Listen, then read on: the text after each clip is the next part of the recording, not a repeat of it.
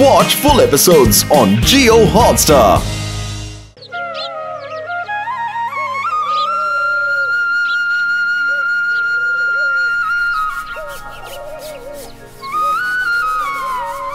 ওকিরে মিষ্টি, রাজ্যের কাজ পড়ে আছে, আরে এখনো তোর বাসন মাজা হলো না?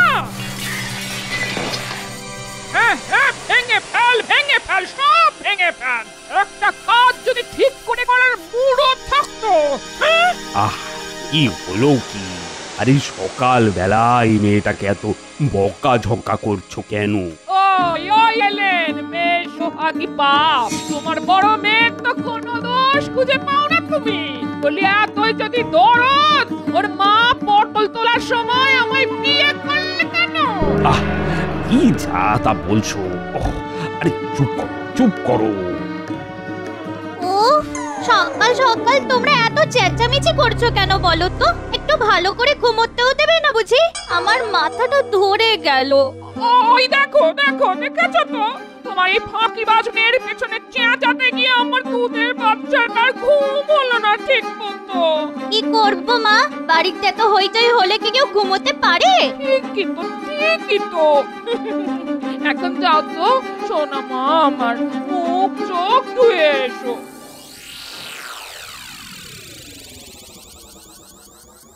এই মেয়ে, এই যা লুচি আর আলুর দম বানিয়ে ফেল চটপট। তারপর বোনকে দিয়ে আয়। এই মনে থাকে জানো, আমার মেয়ে কিন্তু বেশিক্ষণ খালি পেটে থাকতে পারে না।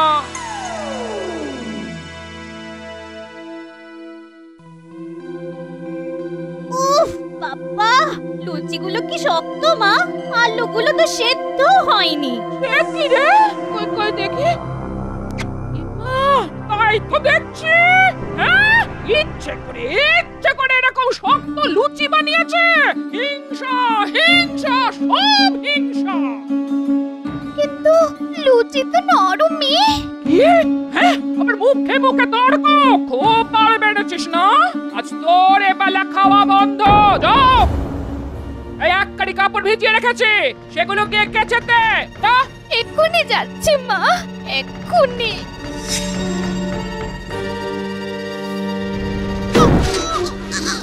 ওরে বাবা রে, উনি গেলাম রে। কিসের আওয়াজ হলো রে? যদি একটু শান্তিতে থাকা যায়। ও মা, কি কাণ্ড! পড়ে গেছি মা, পড়ে গেছি, খুব লেগেছে কোমরে। উঠতে পারছি না। কি হলো? আবার কি হলো? কি আবার হবে? তোমার গুণধর মেয়েটা পড়ে গিয়ে কোমরে লাগিয়েছেন। মেয়েটা পড়ে গেছে, লেগেছে, আর তাকে তুমি এরকম করে কথা শোনাচ্ছ? ঠিক করছি, বেশ করছি। যা পারো করো, ভালো লাগে না।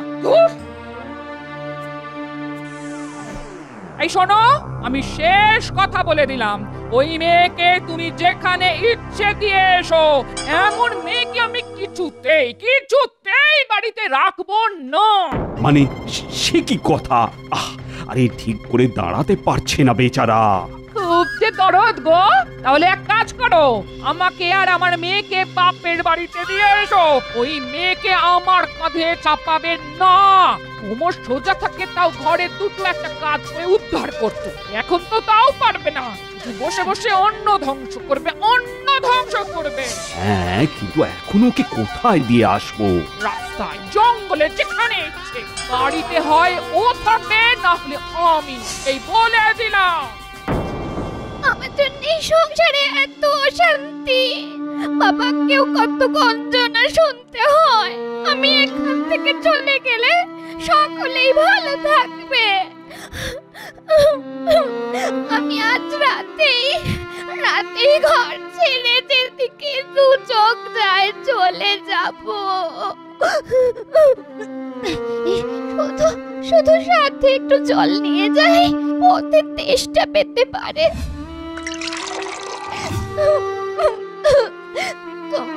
তোমরা সবাই ভালো থেকো, আমি আসছি।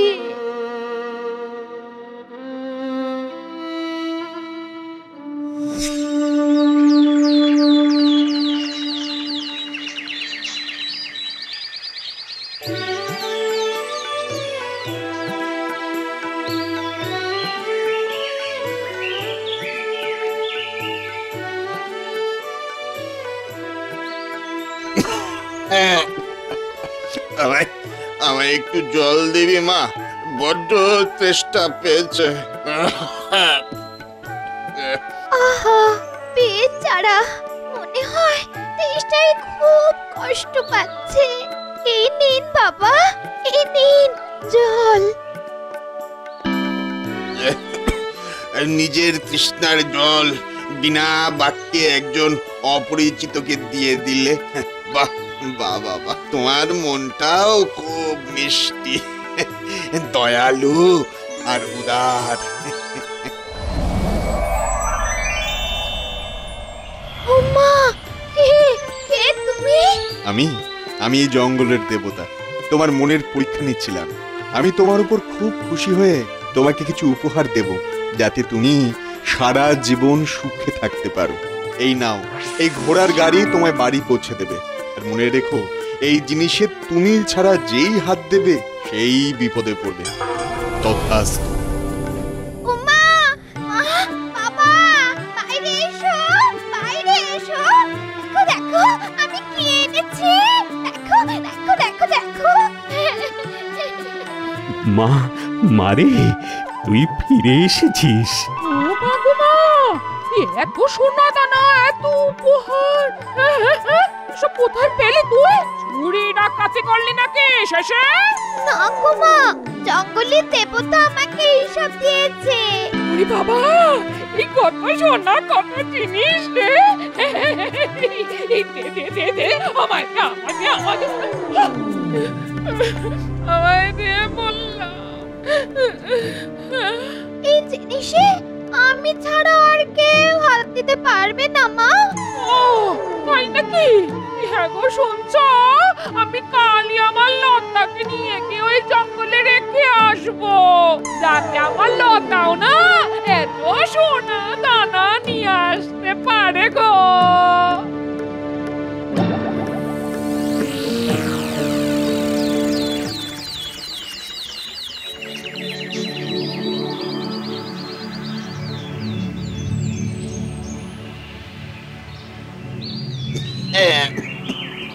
মাগো, আমার বড্ড তেষ্টা পেয়েছে, একটু জল দেবে মা? তুমি কি জঙ্গলের দেবতা? জল দিলে যদি সোনা দানা দাও তো দিতে পারি। আমি বুড়ো মানুষ, সোনা দানা কোথায় পাবো মা? তোমার কাছে জল আছে দেখে একটু খেতে চাইছিলাম, গলা শুকিয়ে কাঠ হয়ে যাচ্ছে মা। মাগো, দাও না, একটু জল দাও। বারে বা, তোমাকে জল দিয়ে দিলে আমি কি খাবো শুনি? এই গরমে আমারও তো তেষ্টা পাবে, তখন কোথায় পাবো জল? জল না পেলে তেষ্টায় হয়তো আমি এখনই মরে যাব মা। সে মরলে মরো না বাপু, আমার তাতে কি? আমাকে জ্বালিও না, যাও তো, যাও তো এখন।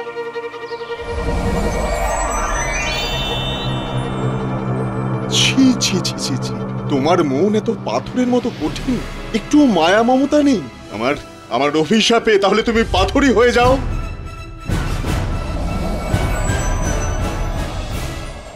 এবারে আমি কত সোনার গয়না বানাবো, হীরের হার বানাবো। বিকেল তো গড়িয়ে এলো, আমার লতা তো এখনো সোনা দানা নিয়ে এলো না। ওই তো, হ্যাঁ, ওই তো একটা ঘোড়ার গাড়ি আসছে, এসে গেছে আমার সোনার মেয়ে।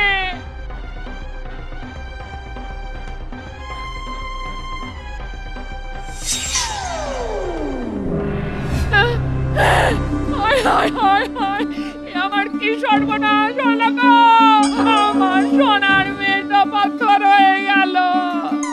সব আমার পাপেই হলো, নিজেও মানুষকে মানুষ ভাবিনি, আর মেয়েকেও ভাবতে শেখায়নি, তাতেই আমার শাস্তি। লতা, লতা মা, আমার জন্য তোর একটি দুর্গতি হলো রে। আয় মা, ফিরে আয় আমার কোলে। আয়।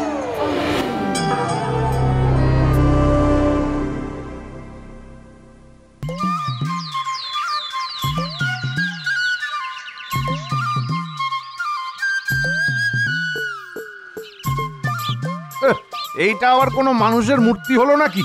কতকটা ওই হাত পা জড়ানো সদ্য জল থেকে তোরা কাঁকড়ার মতন দেখতে লাগছে গো। আমার শিল্পের নমুনা দেখে আমার হাসি পাচ্ছে ভাইয়া রামপ্রসাদ, হাসি পাচ্ছে। তাও তো ভালো, মানুষ বানাতে গিয়ে কাঁকড়া বানিয়ে ফেলেছি। এদিকে তোমার শিল্পের বহর দেখে তো আমার ভেমড়ি খাবার জোগাড় হয়েছে সুখদেব। বলি ওটা কি এঁকেছো শুনি? এটা হলো গাছ থেকে ঝরে পড়া পাতা, বসন্তের প্রতীক। পাতা না তোমার মাথা? ভাগ্যিস বসন্তের চোখ নেই, না হলে বসন্ত যদি একবার তোমার আঁকা ছবি দেখতো তাহলে শীতকে বলতো তুই আর কদিন থেকে যা, আমি আর যাচ্ছি না। চিত্রশিল্পের তুমি কি বোঝো ভাইয়া? হ্যাঁ, তুমি যেন ভাস্কর্যে সব বুঝে উল্টে গেছো। দেখো, সাত সকালে পায়ে পা দিয়ে ঝগড়া করতে এসো না, এই বলে দিলাম। হ্যাঁ, শুরুটা কে করেছিল শুনি? হ্যাঁ, বলে কিনা আমার বানানো মূর্তি কাঁকড়ার মতো দেখতে। কত বড় সাহস! শোনো শোনো শোনো, মদ্রদেশের সর্বেশ্বর মহারাজ সঞ্জয় শিল্প প্রদর্শনীর শুভ উদ্বোধন করতে আমাদের মধ্যে উপস্থিত হচ্ছেন।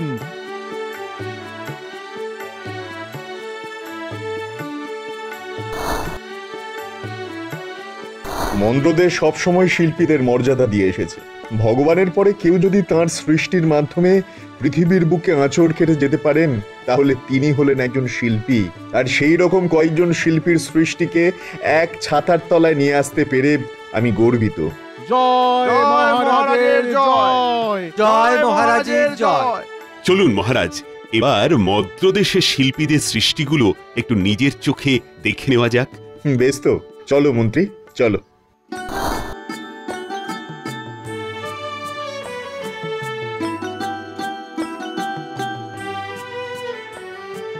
বাহ, অসাধারণ! এই প্রথম আমি কোনো শিল্পীর শিল্প দেখে প্রশংসা করার শব্দের অভাব বোধ করছি মন্ত্রী। হবেই তো মহারাজ, এরা হলেন মদ্রদেশের দুই গুণী শিল্পী, সুখদেব এবং রামপ্রসাদ। একজন তার চিত্রশিল্পের সাহায্যে এবং অপরজন ভাস্কর্যের গুণে গোটা দেশের মানুষের মন জয় করেছেন। এমন দুজন শিল্পীর সৃষ্টি আমি আমার রাজবাড়িতে সযত্নে সাজিয়ে রাখতে চাই মন্ত্রী। বেশ তো মহারাজ, আপনি এই প্রস্তাব নিজ মুখেই ওদের বলুন না।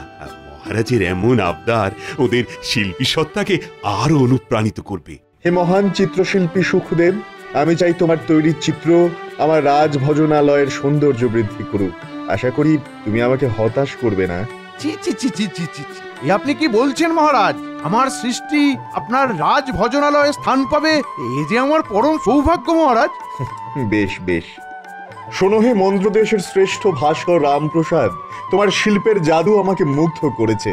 আমি তোমার শিল্পকলার একটি অংশ রাজ গ্রন্থাগারে সযত্নে রাখতে চাই। আগে আমার শিল্প আজ ধন্য হলো মহারাজ। মন্ত্রী, একদম দেরি করলে চলবে না। তুমি আগামীকালই এনাদের কাছ থেকে এনাদের শিল্প সংগ্রহ করে রাজবাড়িতে নিয়ে আসবে, কেমন? যথা আজ্ঞা মহারাজ। শুনলে বাছা সুখদেব, আমার তৈরি মূর্তি মহারাজ রাজ গ্রন্থাগারে সাজিয়ে রাখবেন বললেন। শুনেছি শুনেছি শুনেছি। ধান খেতে যেমন কাকের উপদ্রব আটকানোর জন্য কাকতাড়ুয়া রাখা হয়, তেমনই রাজ গ্রন্থাগারে বই পোকার উপদ্রব আটকানোর জন্য তোমার বানানো মূর্তি রাখবেন মহারাজ। কি তুমি আমার শিল্পকে কাকতাড়ুয়ার সঙ্গে তুলনা করলে? বেশ করেছি। আর আমার তৈরি চিত্র মহারাজ রাজ ভজনালয়ে সাজিয়ে রাখবেন বলেছেন। হ্যাঁ, কোন শিল্পীকে কতটা মর্যাদা দিতে হয় সেটা মহারাজ সঞ্জয় খুব ভালোই জানেন।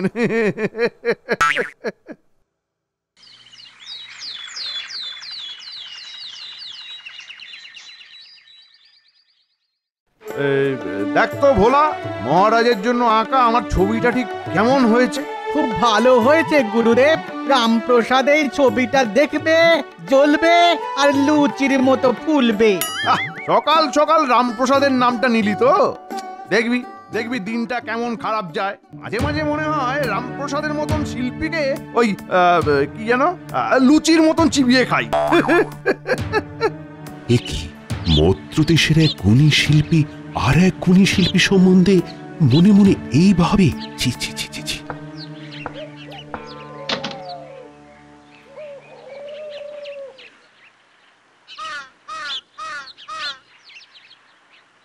ইচ্ছে করে ওই বেটা সুখদেবকে এই ছেনে হাতুড়ি দিয়ে এরকম ঠুকে ঠুকে ঠুকে শাস্তি দিই। ঠিক বলেছেন হুজুর, ওই সুখদেবটার বড্ড বার বেড়েছে। ঠিক বলেছিস।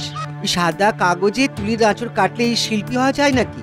মন্দ্রদেশের সব থেকে গুণী শিল্পী হলো এই রামপ্রসাদ।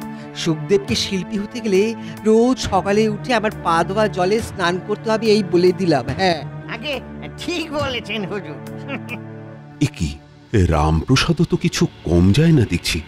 মদ্রদেশের দুই গুণী শিল্পী একে অপরের নামে এমন গালমন্দ করলে তো মদ্রদেশের শিল্পের অবনতি কেউ আটকাতে পারবে না। না না না, ফিরে গিয়ে মহারাজকে এই ব্যাপারটা জানাতেই হচ্ছে। না,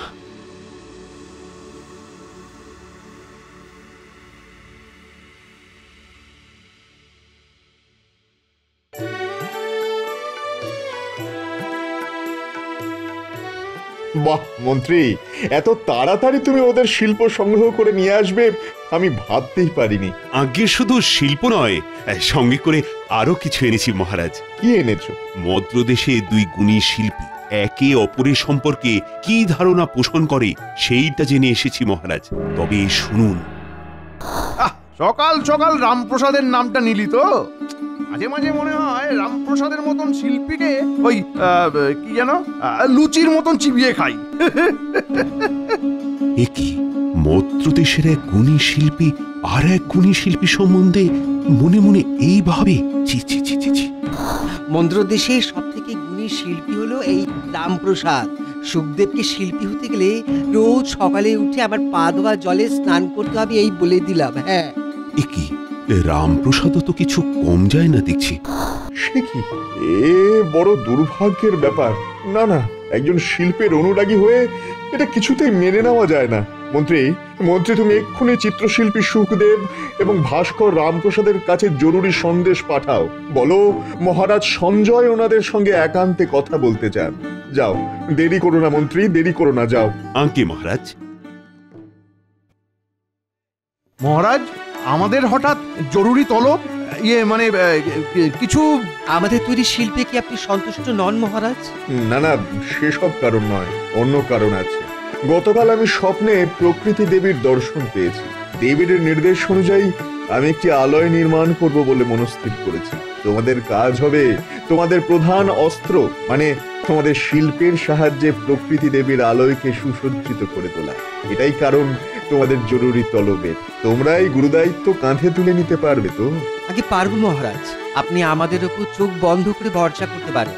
বেশ, সামনের পূর্ণিমায় আমি ওই আলোয় প্রকৃতি দেবীর পূজা শুরু করতে চাই। তাই আজ থেকেই তোমরা তোমাদের কাজ শুরু করে দাও।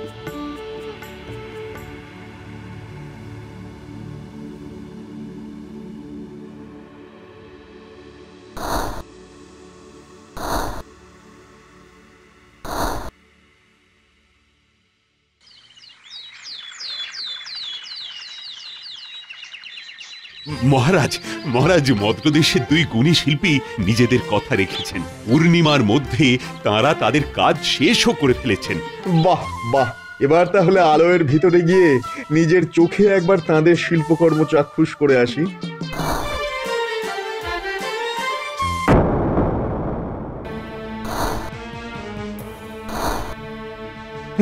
ছি ছি ছি ছি ছি ছি ছি, আমি যেটা মনে মনে ভেবেছিলাম সেটাই যে এমন নিষ্ঠুর ভাবে সত্যি হয়ে যাবে আমি কল্পনাই করতে পারিনি। এসব কি? আগে সেটাই তো বুঝতে পারছি না মহারাজ। কোন শিল্পীর আমার ওপর রাগ আছে নিশ্চয়ই, সেই এসব করেছে। আমার শিল্পেরও তো একই অবস্থা মহারাজ। নিশ্চয়ই ওই মদ্রদেশের কোন শিল্পী আমার শিল্পকে হিংসা করে, তাই সে এমন করেছে। কিন্তু এই আলোয়ের ভিতরে ছিল একমাত্র তোমরা একে অপরের শিল্পকে সম্মান করতে নাই পারো, তা বলে একে অপরের শিল্পের এমন অমর্যাদা করবে আমি ভাবতেই পারিনি। মন্দ্রদেশ শিল্পীদের সম্মান করে এসেছে এতদিন, কিন্তু আজ শিল্পের অমর্যাদা করার কারণে মন্দ্রদেশ এই দুই শিল্পীকে শাস্তি দেবে। হ্যাঁ, এমন করবেন না মহারাজ। আমাদের ক্ষমা করে দিন মহারাজ, এমন ভুল আর কোনোদিন হবে না। না না না, দোষ যখন করেছো তখন শাস্তি তোমাদের পেতেই হবে। আমি মন্দ্রদেশের এই দুই শিল্পীকে 15 বছরের জন্য একটি নির্জন দ্বীপে দ্বীপান্তরের শাস্তি দিলাম। আশা করি 15 বছর নির্জন দ্বীপে একসঙ্গে থেকে তোমরা একদিন ঠিক বুঝতে পারবে কতটা ভুল তোমরা করেছো। চাইলে ভালো শিল্পী হওয়া যায়, কিন্তু কিন্তু চাইলেই ভালো মানুষ হওয়া যায় না। তাই তাই আগে তোমরা ভালো মানুষ হওয়ার চেষ্টা করো। শিল্পের থেকে মনুষ্যত্বের দাম ঢের বেশি। আমরা বুঝতে পেরেছি মহারাজ। আমরা সব সময় একে অপরের শিল্পকে ছোট করেই এসেছি। এটা আমি বুঝিনি মহারাজ। একে অপরের শিল্পকে ছোট করতে গিয়ে আমরা মানুষ হিসেবে কতটা ছোট হয়ে গেছি। আপনাকে অশেষ ধন্যবাদ মহারাজ, আমাদের চোখ খুলে দেওয়ার জন্য। কথা দিলাম মহারাজ, কথা দিলাম, এবার থেকে আমরা একে অপরের শিল্পকে সম্মান জানাবো। এইভাবে মদ্র দেশের দ্বিগুণী শিল্পী সুখদেব এবং রামপ্রসাদ তাদের আগামী জীবন একসঙ্গে একে অপরের শিল্পকে সম্মান করে কাটান এবং 15 বছর পর আবার মদ্রদেশে ফিরে গিয়ে সুস্থ স্বাভাবিক জীবনযাপন শুরু করল। Watch India's largest kids library only on Jio Hotstar. Download the app now.